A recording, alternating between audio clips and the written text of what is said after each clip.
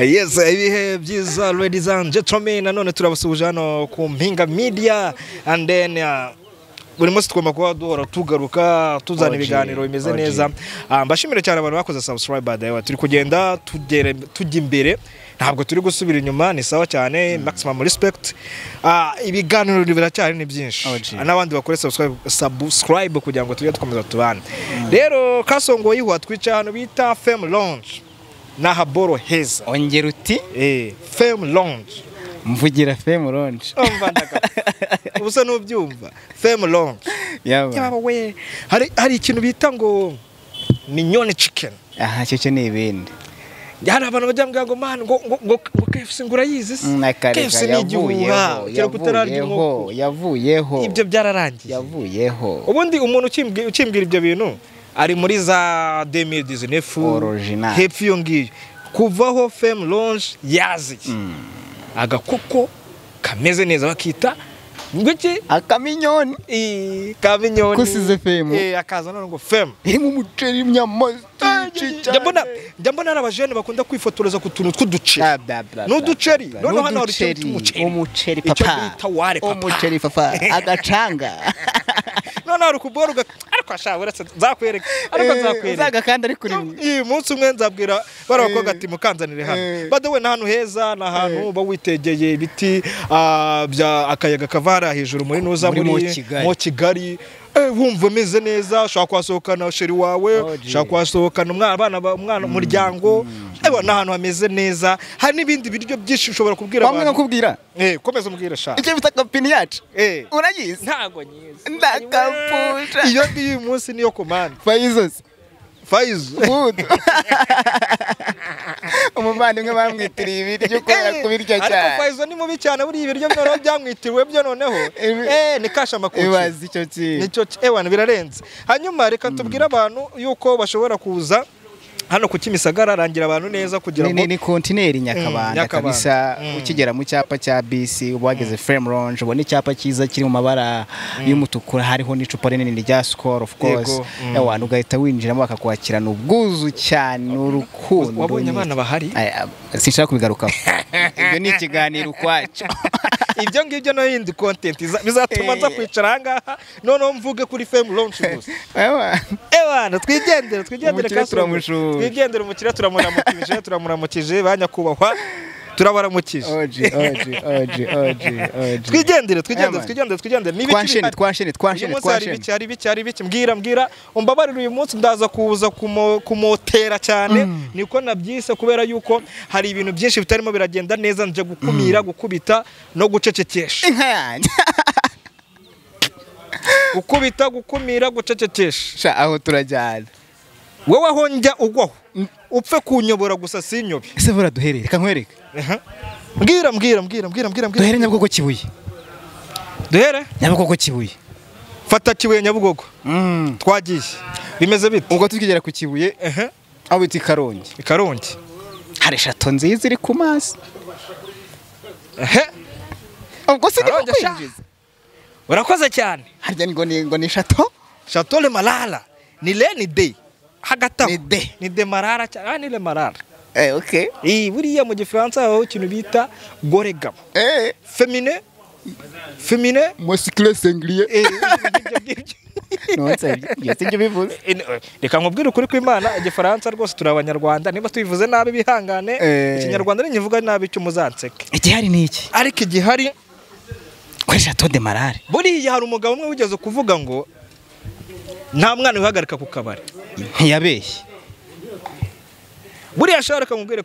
Kasongo yiwa wowe. Ibintu bimaze iminsi bivuga kuri ya Chateau le Malala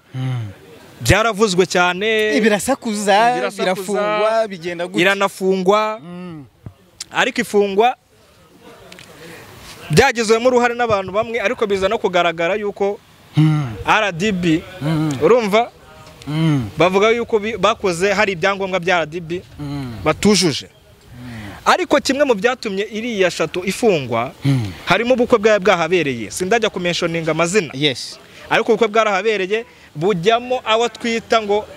ngewe nabo abiyita no nge ntago nge mbita ngo naba star kubera yuko buri umustar ni umuntu wagize icyamarira abanyarwanda. Yes, umbabare mbivuge gutyo ngiye niko mbyumva. Kasongo yiwa nawe ufite uko byumva. Ndakumva. Ubwo ndaza kukubwira impamvu nabivuze gutyo. Urakoze cyane. Hanyuma ubukwe bwari bwahabereye bwari ubukwe bw'amafaranga cyo bita inote papa. Zari zishyushye kuko no bukwe bw'umujejeta faranga kwa Haji kwa Haji n'umwana w'umukobwa nabwo uzwi cyane ku mbuga nkoranyambaga kabisa. Ariko amakuru ahari mbaza ngo nayaye nicyo shaka ibyo bintu ngo byabaye nka yandege. Ubukwe bwarabaye hari amezi abirashize uzi ukiri aho uzi utudege tw'abana bita cyabakanga ni cyabakanga bwabaye cyabakanga ngo nta n'amadakika birashize byatangiye kuvugwa yuko abo bombi ubukwe burya bwarangiranye na yashature marara. Ntabwo ngo bageze mu rugo inka yanjye nimba banagezemo bakandagije mino rimwe ayandi mano 9 ntiyahinje mumfate ntagwa fata pe. Amakuru ahari nuko bashobora ngo kuba bamaze kuba bashwana cyangwa se bamaze kuba batandukana nibivugwa. Ariko ngewe Kasongo yiwa umbabare ndaza kubivuga gutya ibyo bintu. Ese wowe reka nkubwira ikintu kimwe kuba abantu batandukana ni ikibazo byagutungura. Birantunguye bamaze igihe gito babaye. Baba we ntako batagize buriya ahubwo byari kutungurana. Buriya muri iyi minsi ikintu gihari Kasongo yiwa nabwo muri iyi minsi gihari igitangaza so gutandukana n'umuntu divorce nta gitangaza kirimo. Ubu ngubu byabaye tout simplement ni ibintu biri aho ngaho. Ahubwo igitangaza ni ukubana n'umuntu mukamarana igihe. Inka yanjye niko bisigaye bimeze. Byari kuba igitangaza iriya couple iyaba yari kuzagera mu myaka 10 kiri kumwe ni igitangaza gikomeye. Ariko kuba batandukanye nta gitangaza kirimo. Ese ubwo ntiyaba ari scam kugira ngo bakore ukwe badutwaremo amafaranga dutwerere nibirangira batandukanye. Bibaho abantu dusigaye twikora tu business. Ariko sinzi neza yuko uriya mugabo ni umujejeta faranga ufite amafaranga rwose no gufata umwanya ugafata abantu ukabategera ukabajyana ku Kibuye ugakodesha irashatu yose abantu bakaryama bakarya bakanywa bakagira gute. Urumva ko ubura umugabo wihagazeho. Ariko nanone icyo uvuze kirashoboka kubera yuko iyo uri muri business urashora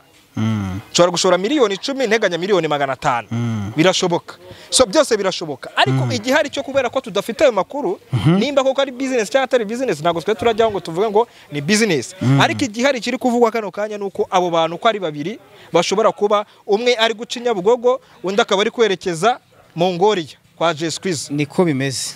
ntago ariko urabizi ayo makuru nanjye wayumvise nayumvise ariko byaba bibabaje. Ikintu tuzagarukaho nakubwira kidonido kiri bube kihishwe inyuma nuko tuzababwira n'ubundi kuri kano gatebe ikintu cyabatandukanije. Icyo sivuba hasi reka nkubwira ikintu kimwe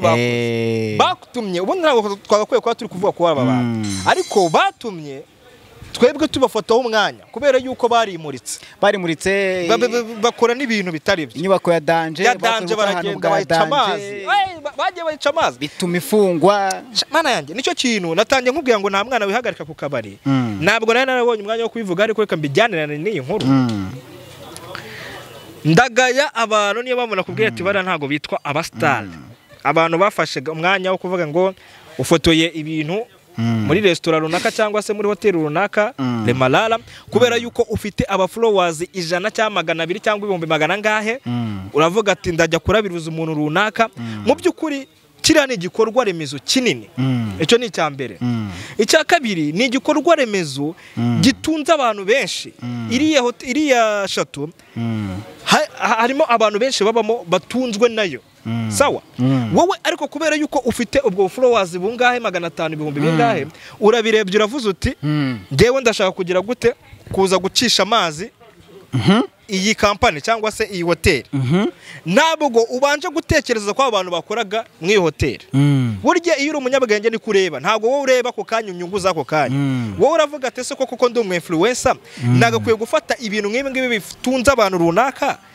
nkabizana kuri social media gutyo ese nimbizana inyungu irihe ese nimbizana abakoraga nizihe ngaruka none wowe urafata igikorwa remezo nka kiriya umugabo nka Dr Malala yicaye agashiraho imbaraga agashyiraho amafaranga agafata abantu barenga 70 akabashyira muri hoteli cyangwa muri yo shato yarangiza akababwira ati mwebwe muze mukore hano n'umushahara wa rukwezi warangiza kubera ko ufite followers 300 ukumva yuko ibyo bintu ushobora kujya kubyicara ku mutwe ukabisenya gutyo cyenyenye uri umustar wahe waririmbye yihe niyo mpamvu nakubwiye ngo barasaba star nta nubwo bazi ikintu kuba umustar bivuga ibyo wenda oya umbabariye Kasongo yiwa ununyobye nunjyane kure ngo nzunguze aba bana bafite ikibazo kuba ufite abantu gukurikirana bangahe ntago biguhereza uburenganzira bwo kujya gusenya ibintu byubatswe ikibazo gante ntago mpamvu ndi kukubwira ngo kora kuri feri gakeya kugeza ubu ngubu ntago ikibazo tuzi ntago cyatejwe n'abariye nabande nabara bakoze ubukwe ntago cyatejwe nabo nibo nanjye rega ntago ngende kuvuga barabakoze bana bavuye ngende kuvuga ubwo nabijyaniye n'ibintu byabaye haraha yego kuba fata umuntu nka Miss Rwanda sawa reka mentioning uko niwe twabonye nawe yarapostinze ibintu nk'ibyo ngibyo ananenga ibyo bintu sawa ariko umuntu yakwibaza se mbere yuko ujya gukora ibyo bintu as Miss Rwanda ubundi yuri Miss Rwanda hari ikizera abanyarwanda baba barakugiriye right nimba koko wabonye ikosa wabonye mistake ni ngombwa kwita ufata urushira kuri social media zawe cyangwa ahubwo ushobora kuganiriza hoteli kabwiye atari ku ibintu mwagakwiye kubikosora gutya na gutya na gutya na gutya nicyo kizima kubera yuko kiriya gikorwa nakubwiye ngo iyo udatekereza kure wo ushobora gukora ibintu ako kanya uhubutse ariko mu by'ukuri hari abantu benshi ubuhemukiye nakubwiye ngo hoteli kano kanya irafunzwe shato sibyo yakoragamo abantu barenga 70 bafite imbyaro bafite imiryango bafite A to Z batunzwe ni hoteli icya kabiri yashowemo amafaranga n'umugabo wafashe imyaka y'ubuzima bwose arimo arashaka uburyo iyo hoteli cyangwa se iyo shato yabaho sawa igikorwa nka kiriya ni igikorwa mpuzamahanga ni igikorwa ba mukerarugendo baza mu Rwanda ugiye ku Kibuye wese avuga ko ariho ararara ibyo ndi kubikubwira mu buryo bwagutse eseti utaranyobya ibyo turabisanga muri za ngingo zawe mu gucecekesha mu guhana mu gukumira aba bana bumva ko bafite ubuflowers ngo ibihumbi bingahe bakumva ko bazaza bakajya rega basigaye babyitwaza akaza Kasongo yiwa tuvuge urahanga wenda ufite tutwicaye nka hano nko muri femme lounge ukaza wenda uhabonye nk'akantu katari sawa bibaho kudashobora kuzuza ibintu 100% ibyo bibaho muri business ubwo ukahita ufotora wakiretse managers reka da uhita ufotora ukahita ugenda hariya kuri manager cyangwa kuri boss ukamubwira ati wabibonye dore mfite followers 500 ndapostinga boro yawe cyangwa se business yawe iragira gute irafailinga ibyo bintu rero turakumira ibyo n'ubugegera bwadutse n'ubusambo ni n'ubujiji wowe urafata ikintu gitunze abantu barenga bangahe wowe utunze nde mwe utangiye kurakara oya narakaye n'ubu ndarakaye kubera yuko iyi hoteli banza wumve ntabwo igikora bro kibazo yego baje gusanga wenda hari ibindi bintu bikava ku muntu umwe wakoze ku kantu RDB nibwo yaribonye inose hoteli yari ihari none se kubera ko mistake imwe abantu bakoze badatekereje ariko nanone bajya kuyifunga barebye ko nanone hari ibindi nyine ibyo bindi ndabyumva ariko turareba imbarutso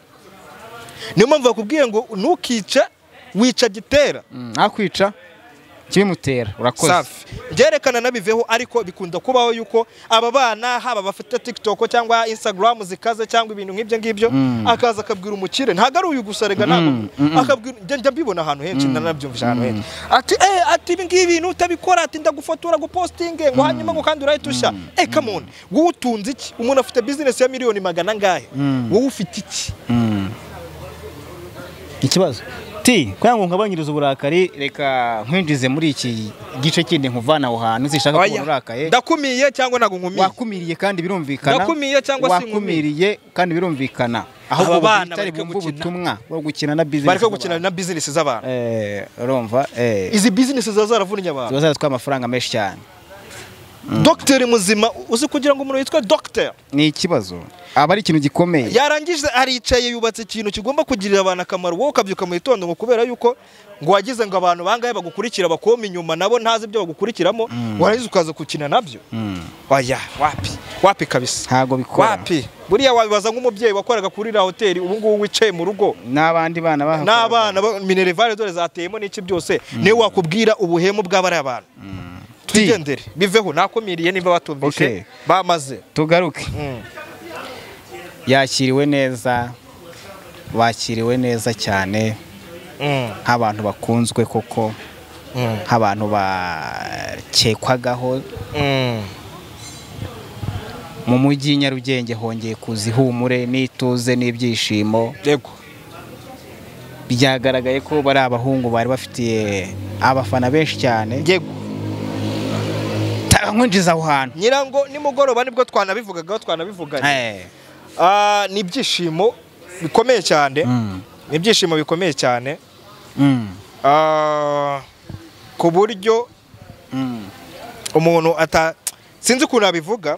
nabonye aba influencer makuru inshuti abavandimwe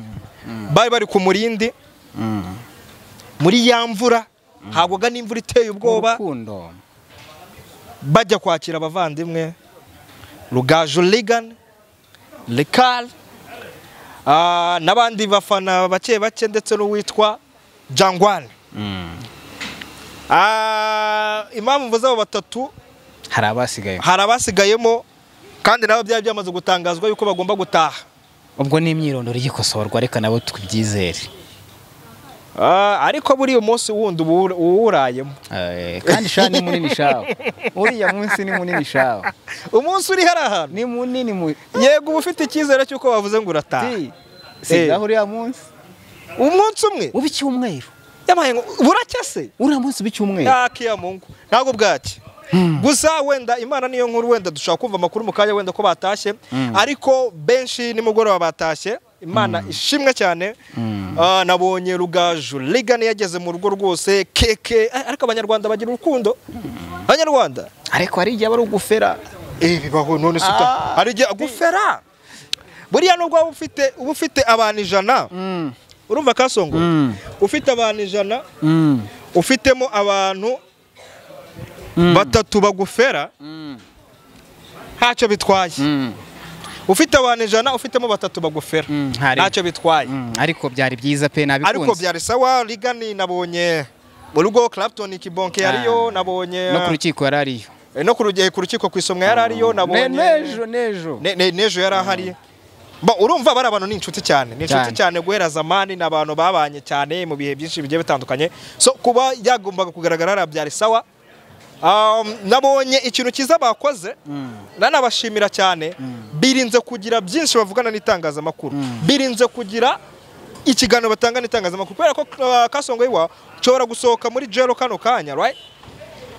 kubera ko mba gifite pressure kubera ko mba nariyumvisha ko nsohotse kubera ko kwa ugasanga ibintu uje kumbaza mvuze n'ibindi bitari ngombwa so nabonye abanyamakuru nabwo ariko sibyo nabo ntago ari ibyo gufata umuntu nk'uri ugisohoka hariya ukamwirukanga uri mikro bw'abanyamwuga bwacu buciriritse icyo ndakivuze rwose mwihangana nabonye abantu nk'aba kamarade nabande bavuga bati nyaboneka kumva wamubonye ngo oya ni byiza ko mwereka abanyarwanda ko abantu batashye yewe nawe ugashyiraho comment nawe ko abantu batashye ariko gukurikiza umuntu mikro ntago ari byo abakeneye kujya kuruhuka akongera akarefreshinga akongera akamenya ngo bimeze bite so kugeza kano kanya rero ubu ikintu ntegereje rero we ntago kiza kuwa mbere arajya mu kazi shaka kuvuga umuntu witwa Ligani arabari bwa busesenguzi n'ubucacanguza rero kudukubita cyangwa harandifashe nta cyakabiri babanzo v'icyakabiri witwa Ken Sifura yiwacu bajatira umuntu witwa atabwa muri yombi umuntu witwa Rikari bamukuye mu gitanda Ken yaragiye ati umuntu bajya bamukura munsi y'igitanda Club nayo wanze hari paso Samu Karenzi yicara kuri mikoro nka boss wa Rikari agatuva mu bwerero Ken ati amagambo wavuze ntago ari byo ati ngewe ntacyo mbivugaho ariko umuntu wavuze naza akakubaga hangaha ntuzamamagare yamwe ntuzamamagare uriya nyine hari ukuntu ababosi baba baziranye bamenyana akahita avuga ati uyu mwana wawe kari kubangamira bimeze bite yambwiye ati ndideclare ndabizi naza hano azakubaga ntuzamamagare ubwo Kenisi rero ubu tugiye kureba kandi nawe hagajya heza ntago yaheze icyozo cyo uzajya kubona wumva ari kubombogotana avuga ati jewe ati bambwire munsi y'igitanda Kenisi nawe yarashashanije bagora kubwiye ngo ngwino nguragiye ngo none ikosa yakoze ngo yasize atakuyeho telefone nyine ngo baturakinze asanga iri munsi y'igitanda so ibyo byose nibyo dushaka kureba ariko ni byiza yuko wenda babireka bikagenda bikarangirana n'icyo gihe ariko ubu ngubu kano kanya ndizera yuko ubu tugiye kongera sport igiye kongera iryohe tugiye kongera tuyonjoyinge ariko nkibaza wa muntu wari wigize wipanza akazi kavuga ati ngewe ni from zero harya to hero arabigenza ati osi nibibazo icyo nzi cyo ntago ushobora kwicaza Jangwana ntago byakunda ntago bibaho na rimwe kwijana wabishobora nawe yaramaze gushimuta koko uziko yaramaze gushimuta imirimo ya Jangwana wamwumvishe hehe uretse kumwumva ari kuvuga barakubwira ngo Reyo ngo abantu ngo bambara ngo abakobwa ngo bafana Reyo ngo sinzi habari sijuwi ibintu bidafite ahantu bihuriye ariko ndakubaza ikibazo kimwe uriya mugabo wamubumvisha he avuga ikibazo avanga ibintu nyine aho yakaba avuga abakinyi cyangwa atavuga ku ikipe avuga ku bantu bari ibintu biri paso buretse rero uwitwa Jangwana aza kwereka kuna akazi gakorwa reka agenda aruhuke nizere ko agomba gusubira mu nshingano kuko hari abantu buriya kasongoye iwa bashobora guhura n'ibyo bibazo sibyo baramufunze kubera impamvu runaka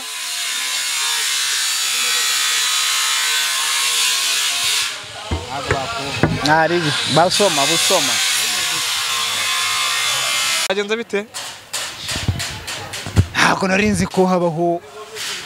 iserukiramuco ry'abantu mu ma event agiye atandukanye ariko ubwo turahera kuri Miss Naomi yabaye kisi na Darina Chateau Marara arongera isubiyemo se nibyo navugaga mu kanya niba uri muri Chateau de Marara ntago tubizi ari mu none bigenze bite aho ni ukuvuga ngo we na Darina bafite imbwa zizitabira iserukiramuco rizabera mu mujyi wa Kigali ariko reka nkubwire rero mbwira uriya data niwe wigeze kuvuga ati sinakirira imbwa kubera ko urugo rurimo imbwa ruba rutizera Imana ariko uzi ko imbwa zisigaye zifite agaciro kurusha abantu imbwa zifite agaciro kugira ngo wumve neza ko zifite agaciro iri serukiramuco mbaza ngo ryitwa ngo iki Dog Fest Kigali none se ni imbwa zizaza guhurira i Kigali imbwa zizaza kwimurika mu yandi magambo kwimurika none se ubwo serukiramuco ibyo bintu kubijyamo n'uwo amafaranga se abantu bazagira na make se menshi cyane ariko ahantu tugeze isi igeze ahantu hashamaje ni ukuvuga ngo tuzishyura amafaranga yo kujya kureba bene none ikintu kinsetsa ngo njye n'imbwa yanjye ngo tuzitabira iserukiramuco yewe n'imbwa ye noneho ngereka nkubwire ikintu kijya gisetsa abantu tuzishyura bene tugiye kureba igitaramo cye twishyure Melody tugiye kureba igitaramo cye n'imbwa tugomba kujya kuzishyura kugira ngo tujye kureba ibyo zigiyemo cyane ese kasongoye wafata umwanya wawe ukajya kumurika imbwa cyangwa ukajya kureba imyiyereko y'imbwa none se ikibazo nsobanurira neza zijya kuri defile bigenda biti cira birarura ibyo utazi usigaho rasa kare womaye inkuru nyende kukubwira turi kuyihera abanyarwanda kubibwirira ibyo bintu bihari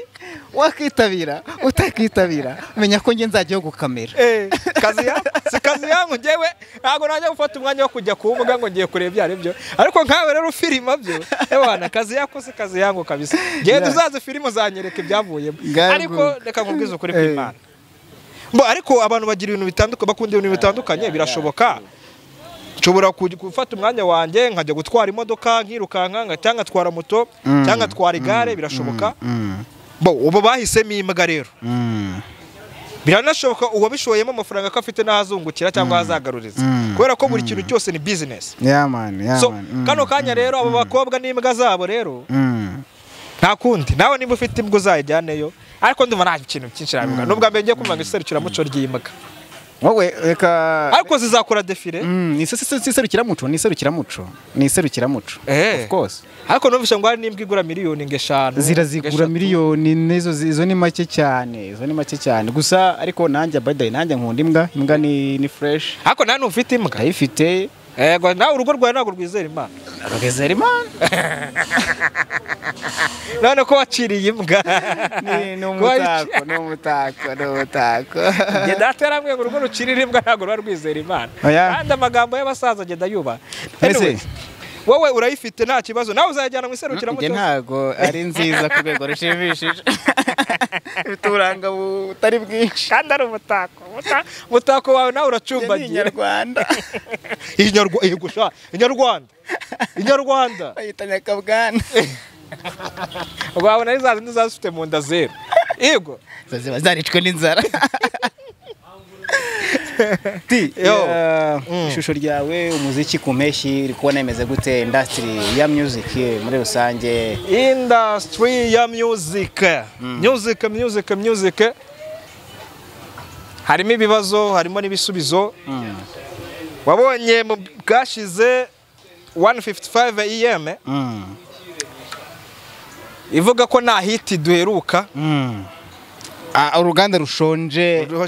rushonje ariko ubwo sinzi icyitwa hit icyo bita hit icyo bivuze ushobora kuba ari njye utabizi cyangwa mbyumva nabi ariko njye mu cyo nzi cyakozwemo hit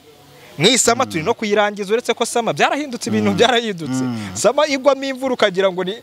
umuzu ibihe byarahindutse muri sama nibwo nabonye twirirwa mu nzu iminsi 2 izina ry'Imana twari turi kurya ku magugu noneho batubwira yuko ngo nta hiti hari nyamara Tsunami twarayumvishe twumvishe ibintu byinshi bitandukanye so by the way kude chapeau kuri uyu mujene wakoze Tsunami Rana Poarya yego ni Rana yakoze hit imeze neza akora indirimbo imeze neza amashusho vocal byose byari sawa dufite kandi umujene wakoze indirimbo Kalifane Govinda ariko kubera iki abantu batari kureba indirimbo ya Kalifane shaka kandi ni nziza pe nge nanayikunze yaryoshye Kalifane kuki abantu batari kureba indirimbo ye bajyeho bayirebe n'ukuri bamushyigikira umuvandimwe yakoze indirimbo nziza cyane akoze indirimbo nziza tunashimire Bruce Melody wemereye Collabo Kid kubera amuririmbye mu ndirimbo ariko Melody Collabo ajya zitanga Melody ajya zitanga nubwo bamwe badatinya kuvuga utuntu hirya hino ntago tubura ariko niyo mpamvu nigeze kubwira abantu ati buriya nukora ikintu kasongo yihwa ukicara hano kuri micro ugahaguruka nta muntu ugututse uzamenye ko ibintu uri kubikora nabi cyakoza buriya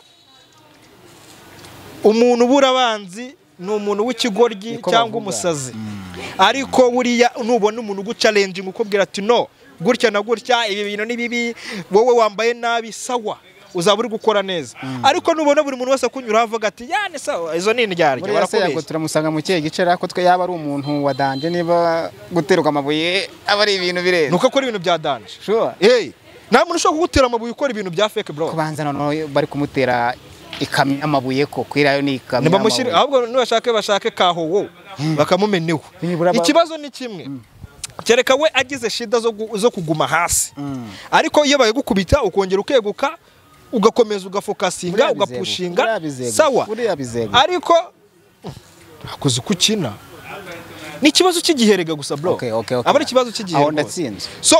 twari turi kuvuga ku ndirimbo za sama ubwo warushimiye Bruce Melody wemereye Kid Collabo hanyuma dufite n'indi ndirimbo nshyashya umusani wasohoye indirimbo nshyashya harya yitwa Kevin Kade mazi ya nyanja we ariko mutipa arakabya koze kakabyo kagira ngo ni Chris Brown w'Ikigali umunega arakabya cyakora umunega azi kwibrandinga bro ndagira gasenderi nyina azi kwibrandinga azi no kwipromotinga ubundi rega mani yuri umusani ugomba kuba brand cyakoze ukaba big kurenza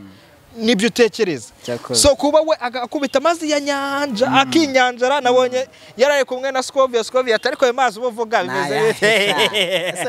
gazakugira umusazi. Scovia rero nawe hari ibintu abagamo mugane w'abagabo ngo hari ibintu babagamo ntamenye ariko ababizi urana umutawuneri cyane na mazi ya nyanja ni sawa cyane. Hari abandi nabone izo ngizo ziri gushyushya umujyi gusa gihorere hari indirimbo y'ababa we hari indirimbo ya Platini na Neringa oya fire y'ababa data we yarasoze sinagiraza y'ababa we ariko abantu bari kureba ibintu biri kubera ku iyo ndirimbo. Noneho umuhungu wawe yitwa nde harya Neringa wose imbese bawe ndi ufite ukunda kuvuga ngo akagoroba ka pensione yitwa nde? Mubi cyane ye baba uyu mwana araza kutwica mu ndirimbo yarayishimye baba data we zadas ngoti ayo kabyine tukagivuga ko biteturebeho shabo wowe bari kureba ibyo si impano yanjye reka nkubwire izo impano yanjye ariko karaga nko karabiza abahanze bagakoresha bad way kubera ko gafite impano yo kwacting ibintu kandi akacting ibintu biri real. Nabonye ari amapiano meza ni indirimbo ya Neringa abantu bagenda bayirebe bayita gute nibagize na ryayo ariko abantu bajye kuri YouTube channel ya Neringa abantu barebe what's going on ariko by the way abantu bajye bashyigikira abantu basana imana hari ukugoro bakora ibintu bimeze neza kandi babategereje ko bashyigikirwa ibintu bikagenda neza. So ndumva njye nibyo ndanasorezaho gitwaye iki ndumva aribyo nsorezaho iminota ndumva tuyitwaye myinshi ariko ikihari ni kimwe abantu bashyigikira basani bacu cya kabiri natwe twikigikire ahubwo nakumiye uretse buri kuba ukumiriye abantu bo ku mpinga felicitation barakwishimiye baragukunze cyane ngwino ubahati ibiganiro bansanga kuri Fame Lounge bahansanga mbabwire bivuga babagire bahansanga kuri Fame Lounge ubundi iyo wumva ko ibintu wabikunze ni byiza tuzanabana no mu bindi biracyana hari byinshi just tugomba gukora. Icya kabiri icyo nabwiye abantu ni kimwe sindi hano kubera yuko naje gusebya umuntu runaka ntago ibyo bigira cyangwa se ngo naje gutuka umuntu runaka turi hano kubera urukundo rwa game rw'ibi bintu ariko ibitagenda neza iyo umuntu avuze ko ari ikosa ntabwo aba gututse. Niyo mpamvu navuze ngo umuntu w'ikigoryi niwe ubura abanza cyangwa se umuntu w'umusazi ariko ndabizi nzahura nabo niba naza nzababwira ati muze ni karibuni ahubwo nimbabura nzababara. So akazi rero katugakore kandi duizera ko ibitekerezo bagomba gukomeza kugenda babiduhereza hanyuma ya mwisho tumaze kubigenza neza imirimo yacu yacimwe n'Uwiteka tugahura kuri Fame Lounge tukirira ka chicken mignon naga Fame Lounge tukirira ga Fame Lounge agafaizo food tukirira gafazo food kapini yace nibyo byose tukinywera ibyeri anywa agafanta kakanywa unywa amazi akayanywa ubundi life kaba guci ibindi ni delivery ewana kama kawaida.